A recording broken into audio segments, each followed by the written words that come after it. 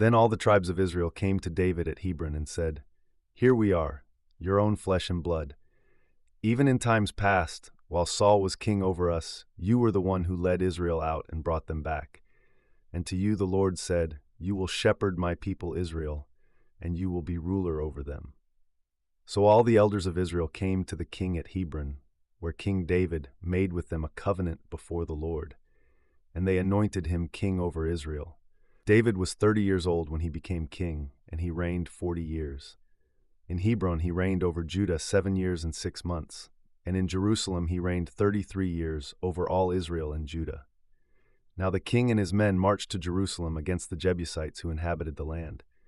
The Jebusites said to David, "You will never get in here. Even the blind and lame can repel you."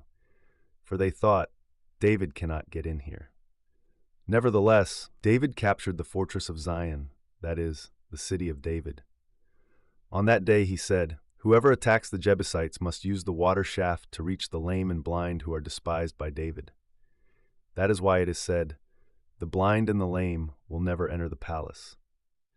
So David took up residence in the fortress and called it the City of David. He built it up all the way around, from the supporting terraces inward. And David became greater and greater, for the Lord God of hosts was with him. Now Hiram king of Tyre sent envoys to David, along with cedar logs, carpenters, and stonemasons, and they built a palace for David.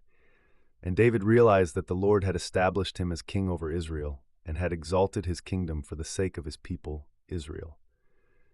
After he had arrived from Hebron, David took more concubines and wives from Jerusalem, and more sons and daughters were born to him.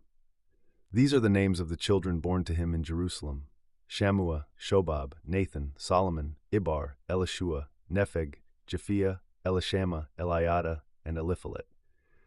When the Philistines heard that David had been anointed king over Israel, they all went in search of him. But David learned of this and went down to the stronghold. Now the Philistines had come and spread out in the valley of Rephaim. So David inquired of the Lord, "Should I go up against the Philistines? Will you deliver them into my hand?" "Go," replied the Lord, "for I will surely deliver the Philistines into your hand."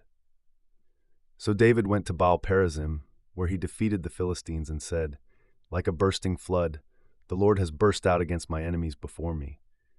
So he called that place Baal-perazim. There the Philistines abandoned their idols, and David and his men carried them away. Once again the Philistines came up and spread out in the valley of Rephaim.